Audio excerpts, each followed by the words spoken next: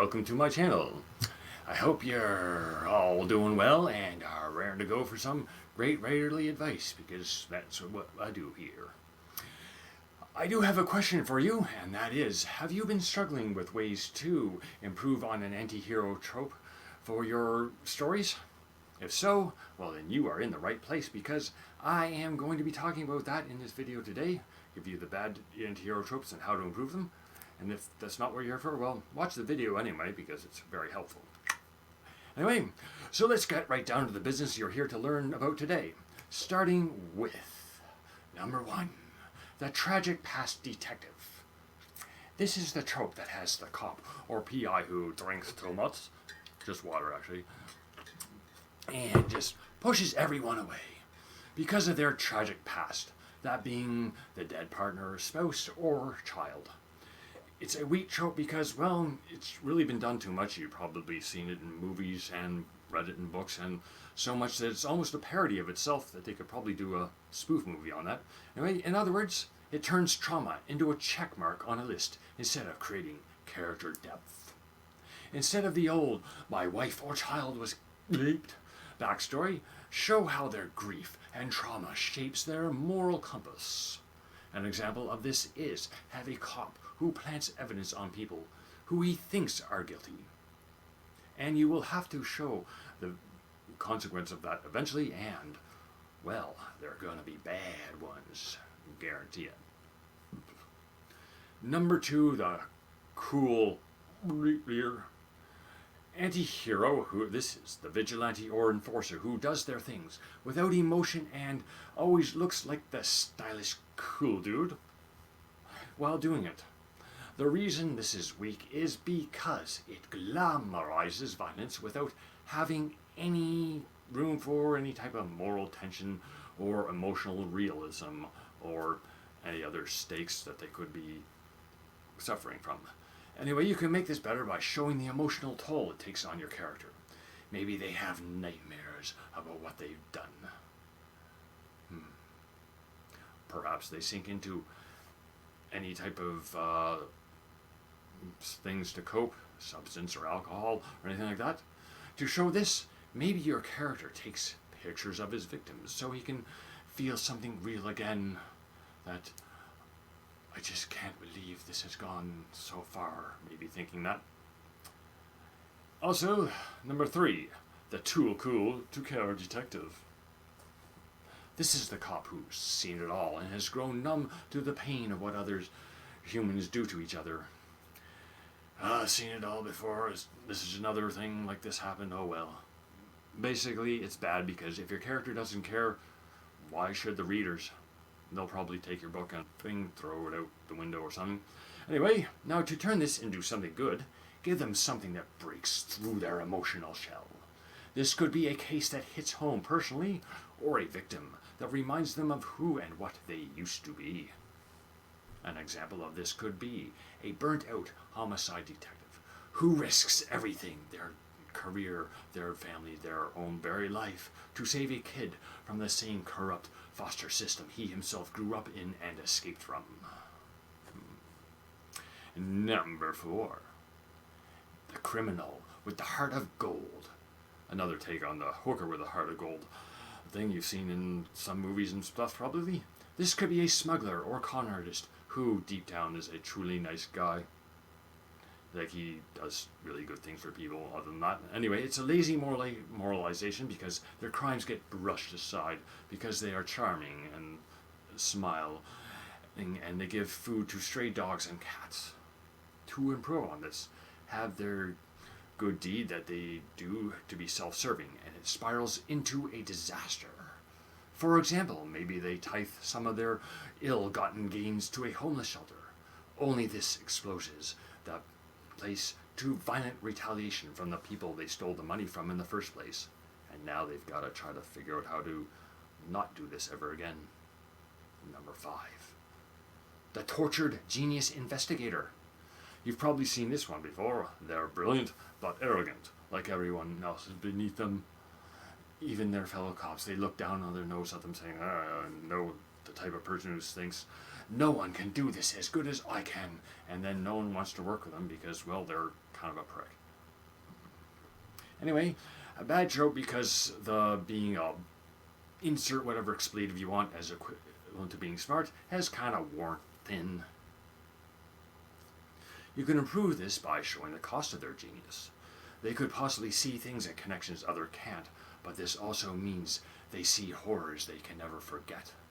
Like maybe victims come to them in their head, like in that nightmare that Al Pacino has in the movie Heat that he talks about in the scene with Robert De Niro. I mean, this could be a profiler who begins to empathize with the criminals too deeply and now begins to lose himself in that world. Number 6. The ends justify the means cop. This anti-hero tortures suspects and maybe even plants evidence and does it all for the greater good to bring the guilty to justice. The problem here is that without exploring the consequences, it just becomes an excuse for corruption or police brutality or any other negative things that sometimes happen with you have dirty cops and bad cops. So make your anti-hero face the consequences of their actions. This could be an innocent person who was framed, takes their own life, or is brutalized in prison. Or maybe the real criminal walks free because of a technicality they caused. An example that you can do this in a story, another one anyway, could be an innocent person is now on death row because of the evidence that the detective planted, and now he has to race to correct their own mistake before the execution takes place.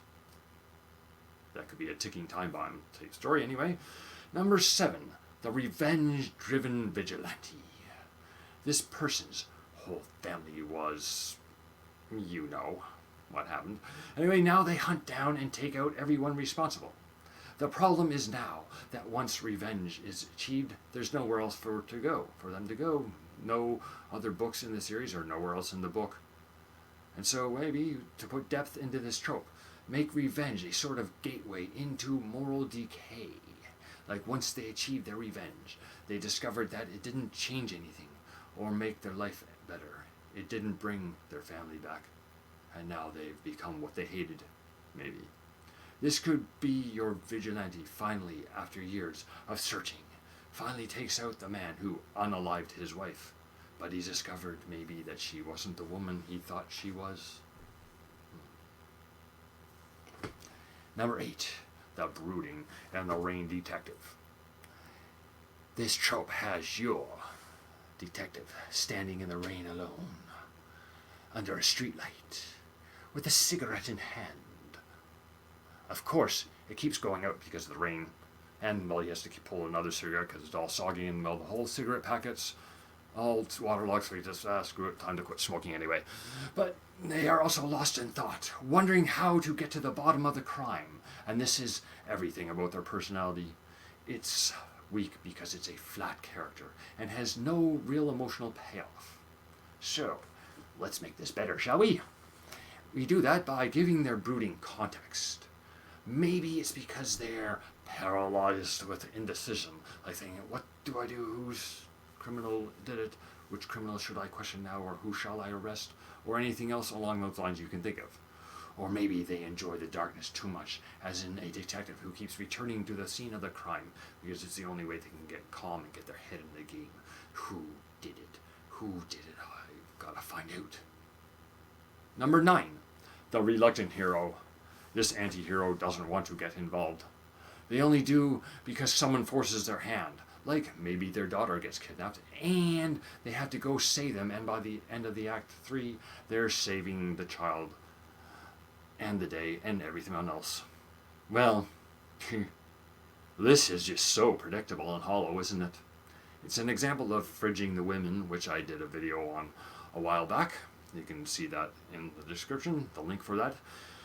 So, you can also make their reluctance mean something.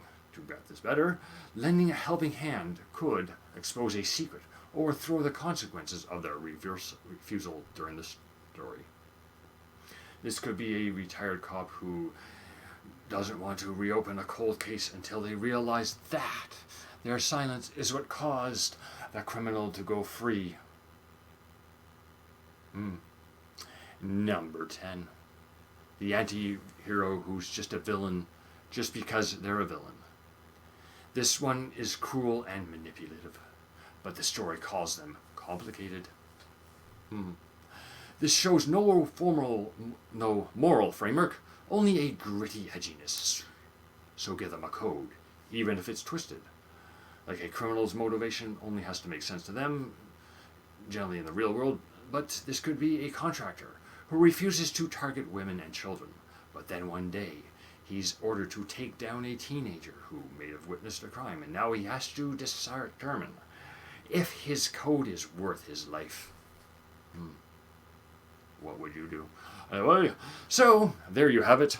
Some 10 bad anti-hero tropes and how to improve them. You can check out my anti-hero Melissa in my Catch or Be Caught Vigilante Justice series. It's available on Amazon. Anyway, I hope the video helps you with your own writing and you liked it as well. Have a great day and a great week. I will see you in 7 days. So